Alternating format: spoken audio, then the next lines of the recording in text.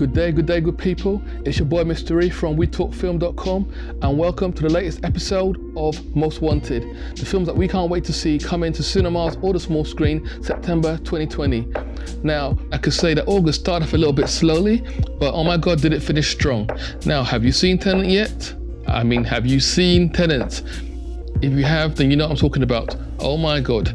It's not Inception this time, it's Inversion, changing the flow of time. Amazing. If you haven't seen it, make sure you see it. So moving into September, what do we have? Now, the first thing I'm going to talk about is Disney's Mulan. Now, that was meant to be a cinema film, big budget and all, starring some of my favorites like Jet Li and Donnie Yen, I've mentioned before. That got moved to Disney Plus Premiere, which is basically £19.99 on top of your Disney Plus subscription. Now, have you done that yet? Or do you plan to? Do you think it's worth it? It is a cinema film, so they're going to take a loss anyway. And when you pay £19.99, it's not a rental. You do get to keep it and watch it as much as you want, as long as you're a subscriber. But yeah, Bill & Ted Face the Music, aka Bill & Ted 3. Now, the first Bill & Ted's Excellent Adventure came out in 1989, and I was a big fan. Now, it was almost like an anti-Wayne's World, because Wayne's World was very much like, had the celebrities in it, had the cool catchphrases and stuff like that. But Bill & Ted was almost more for the geeks, and then we didn't have any celebrities, we didn't have any, they're trying to save the world, but they kept getting things wrong, and it had time travel, and I always love anything with time travel. That's just me. I was really a big fan of Bill & Ted when I was a kid, and the second one came out, Bill & Ted's Bogus Journey, came out in 91 or 92, and that actually upped the stakes. Almost like it grew with us. A little bit less childish, it was more grown up, and it dealt with darker subject matter, obviously like death, but obviously in a comical way, but still had that same sort of playfulness about it, and a lot of heart. Bill and Ted as characters, they have a lot of heart, and that's what endeared people to them.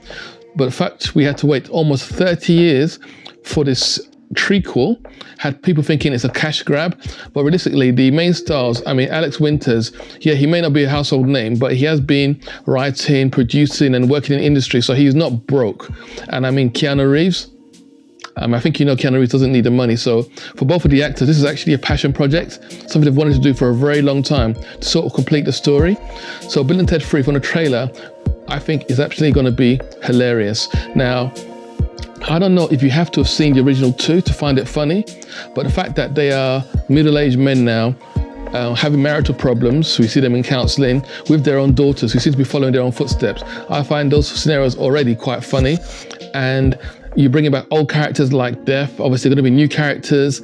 They're still trying to write that perfect song from the first two movies. There's so many elements back from the original, but the inclusion of the family life and the kids, and I think with Kid Cudi, I saw in the trailer, going to be obviously be infusing some new music as well with some of the old music. I think it's just going to be hilarious, a fun ride, and definitely going to have a lot of heart. Overall, it's going to be silly, it's going to be comical, it's going to be Bill and Ted telling people to be excellent to each other and also party on. How can you not like that?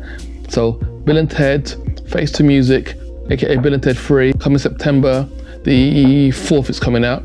So now moving on, I'm taking it back to Netflix, so I like a bit on Netflix.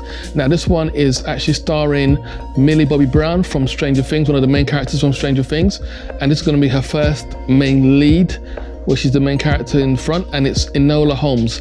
So you're asking, who's Enola Holmes? You recognize the surname Holmes. She's actually the younger sister of Sherlock Holmes and his brother, so she's the younger sibling, the 16-year-old sibling of the Holmes family, and allegedly she's actually the smart one.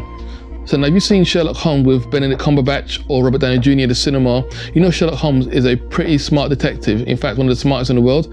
They call him the world's best detective, but that's obviously Batman, so you might call him the world's second best detective.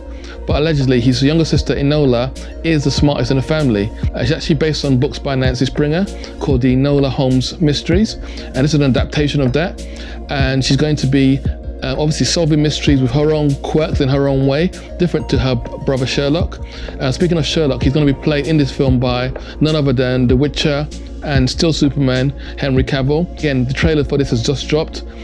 It does look like it's going to be a lot of fun, and more than anything else, it's going to be a whodunit. Now, if you know me, you know I love whodunits. The last good whodunit film I saw was Knives Out by Rian Johnson. Now, that did have Daniel Craig in it. Now, despite the fact I don't like Daniel Craig, that was a good whodunit movie.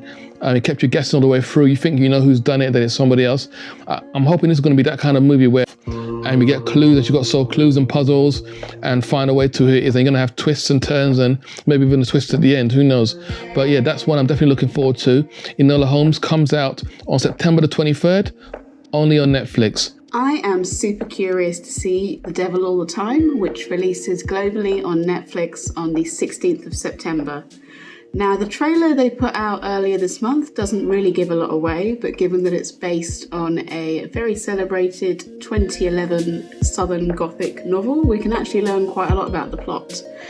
It tells the tale of the intertwining lives of several very disturbed people in a backwards town in the 1950s. The source novel is very dark and hyper-violent. It features World War II hallucinations, corrupt cops, sleazy preachers, bizarre rituals, a husband and wife serial killer team.